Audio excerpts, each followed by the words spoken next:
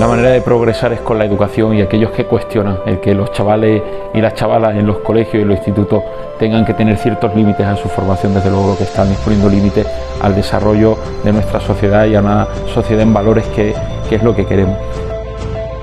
Igual que hemos progresado muchísimo con el tema de las personas homosexuales, el feminismo también ha avanzado mucho en el papel de la mujer en la sociedad y nos hemos encontrado sectores como por ejemplo puede ser el espacio trans, las personas no binarias. Creemos que va a ser el próximo campo de batalla y es una batalla que debemos de ganar. Bueno, Rufino, muchas gracias por querer participar en esta charla, que teníamos mucho interés en poder conocer, entre otras cosas, qué trabajo es el que estáis haciendo desde vuestro colectivo, desde vuestra asociación, desde LGTBIPOL. Cuéntanos, ¿cuál es vuestra tarea principal? La tarea principal, porque hay varias secundarias, es acercar el colectivo LGTB a las fuerzas de cuerpos de seguridad y acercar las fuerzas de cuerpos de seguridad al colectivo LGTB. Porque es verdad que muchas veces se tiene la sensación de que hay como ciertos colectivos a los que, bueno, el colectivo LGTBI les cuesta llegar, ¿no? Como que hay ciertos estereotipos que piensan o que pensamos que a lo mejor las personas gays, lesbianas, transexuales o bisexuales como que pueden generar rechazo ante ciertos estamentos de la sociedad o ciertas instituciones. Quizás por eso la necesidad de que se cambie esa idea y por tanto ese trabajo en LGTBIPOL. Sí, de hecho el origen es un origen histórico, es decir, en el momento en el que hubo una ley hace ya ciertos años en los que se perseguía y se incriminaba a las personas LGTB por el simple hecho de serlo o mostrarlo, ya se creó una base de separación filosófica que desde que en el 86 empezó una nueva policía, desde la transición en el 78 con la Constitución, se creó una base jurídica pero no se había asentado en la sociedad. Hasta el día de hoy siguen viendo todavía gente que piensa que la policía no entiende el colectivo LGTB, que parte puede tener razón, y hay una sensación, en parte de la sociedad, no en toda, ni muchísimo menos, mucha parte de la sociedad ha avanzado igual que ha avanzado la policía, pero aún hay sectores que son bastante reacios. ¿Habéis visto cómo ha ido cambiando la policía? ¿Lo habéis notado? Yo soy policía, tú lo sabes, y es verdad que yo en ciertos momentos notaba eso por parte de la sociedad. Es verdad que no toda, no podemos generalizar, pero es verdad que muchas veces se escuchaban esos comentarios, el cómo vas a ir a denunciar a la policía si allí no nos van a entender. ¿Has notado cierto cambio tanto en la policía como en la sociedad, en el ámbito en el que os movéis, tanto tú como los compañeros y compañeras que forman parte de la asociación? He notado las dos cosas, efectivamente. A nosotros, aún a día de hoy, cada vez menos, nos siguen llegando testimonios de personas, incluso que nos consultan. Oye, soy gay, soy lesbiana, soy transexual, ¿puedo entrar en la policía? ¿Voy a tener problemas? ¿Cómo va a ser el entorno? Esas preguntas cada vez son menos, pero siguen existiendo. Al principio, cuando se hacían chistes, todavía la gente los seguía. A día de hoy, un chiste con un tinte homófobo, y la gente, los compañeros y las compañeras ya no se ríen. Cada vez la percepción es diferente. Entonces se ve que la sociedad está permeando dentro de la policía y viceversa. En la policía es verdad que ahora mismo hay una especial preocupación porque la tenemos todos en la sociedad con los delitos de odio. Hemos visto episodios tremendamente dramáticos. Incluso hemos llegado a ver una denuncia que fue una denuncia falsa, aquella famosa denuncia de un chico que denunció una agresión que luego no fue en Malasaña.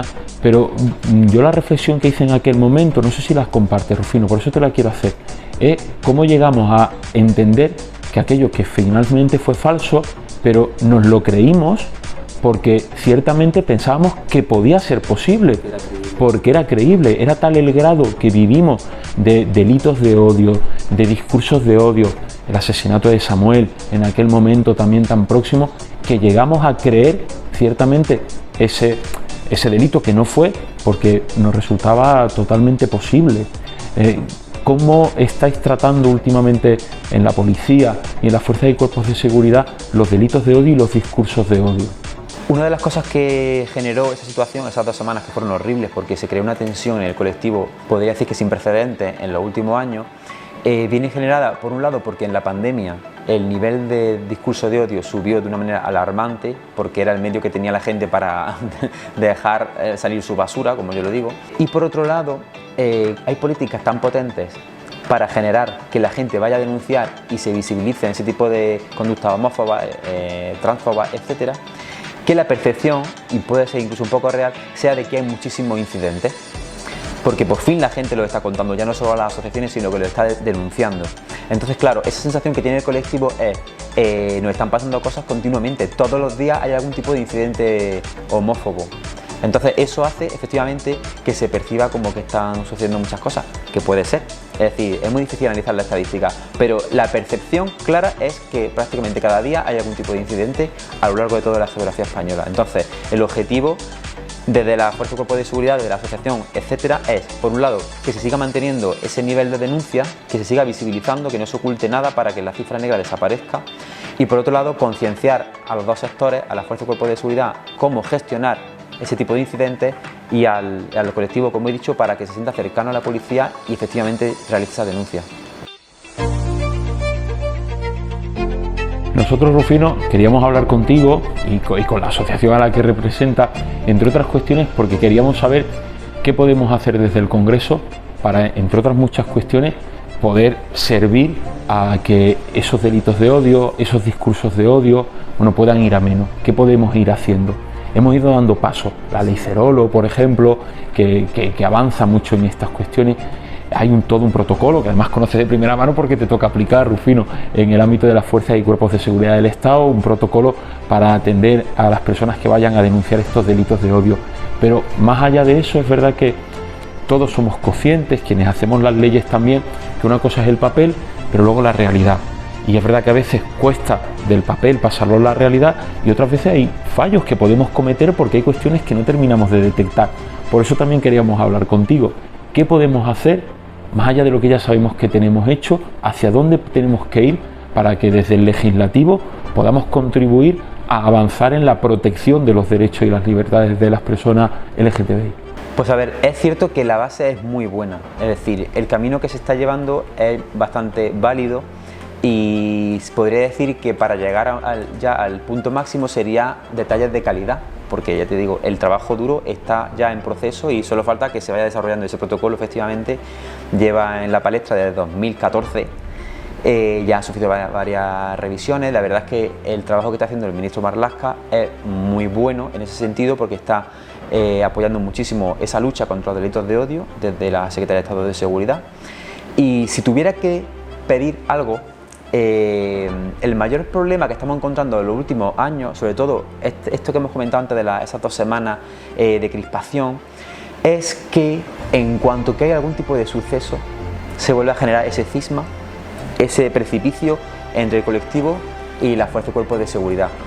Es la visión que tiene la sociedad por ciertos sectores de la policía, es muy sensible. En cuanto que hay cualquier tipo de incidente, por ejemplo, es que han dicho que no van a investigar como delito de odio. Es que la policía es tal, es que la policía es cual, es decir, parece que hay como una predisposición sutil negativa a que en cuanto que algo pase, claro, es que como eran los malos, y ese concepto no es real, no transmite la verdad. Entonces sería interesante que se pudiera transmitir una imagen más real, más cercana, más actual de cómo son las fuerzas y cuerpos de seguridad. Por tanto, sería bueno que las fuerzas y cuerpos de seguridad fueran aún más conocidas, sobre todo en el trabajo que hace y más que en el trabajo, en cómo lo llevan a la práctica. Es decir, conocer quizás el detalle de cómo se investiga, cómo se lleva a cabo una evaluación de un delito para poderlo calificar de una manera u otra. En eso seguramente la educación y la formación sea importante, tanto de las fuerzas y cuerpos de seguridad del Estado como en este caso pues de los chicos y chicas que están ahora mismo formándose. Es importante la educación. Vuestro trabajo en parte también va a ese campo, dais charlas en los coles, en los institutos. Cuéntanos qué trabajo hacéis aquí. La verdad es que la educación, efectivamente, como dices, es una de las vías más eficaces para llevar la realidad a la sociedad. Y es verdad que a veces tenemos desinformación, como puede pasar en alguna serie o película, donde esa visión de la policía no se parece en nada a la que efectivamente es. Y una de las cosas que nosotros pretendemos en la asociación, efectivamente hacemos, son las charlas en entorno escolar.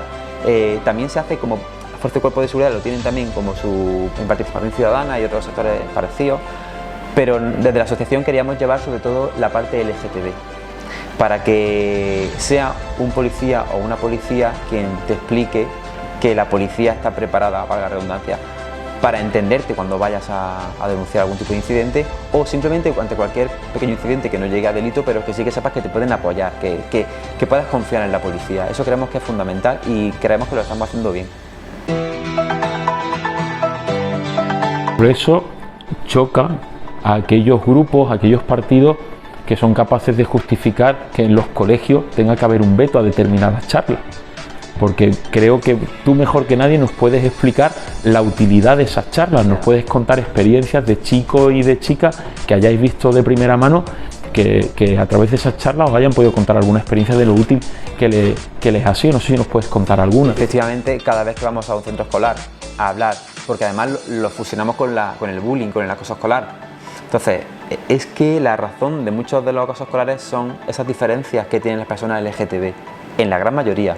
Más que el que se meten porque tiene 4 ojos, o sea, gafas, etcétera, al final lo que más se ve y lo que más genera rechazo, porque hay una base tradicional del rechazo a lo LGTB, es efectivamente ser del colectivo. Entonces sí que hemos tenido muchas experiencias de algún niño o alguna niña que se ha acercado, es que claro, como a mí me gustan las cosas que no son de mi género, pero bueno, los conceptos los entienden mejor que el resto de los adultos, o sea, de los conceptos cualquier niño de 15 años te explica mucho mejor los conceptos que cualquier diccionario, pero es verdad que siguen encontrándose esas situaciones de rechazo.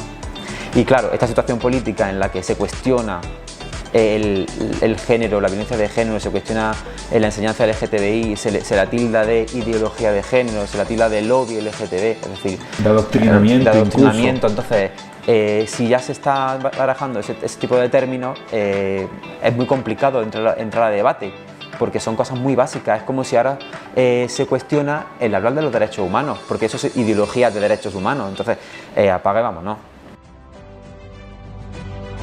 Evidentemente, la manera de progresar es con la educación, y aquellos que cuestionan el que los chavales y las chavalas en los colegios y en los institutos tengan que tener ciertos límites a su formación, desde luego lo que están es poniendo límites al desarrollo de nuestra sociedad y a una sociedad en valores que es lo que queremos.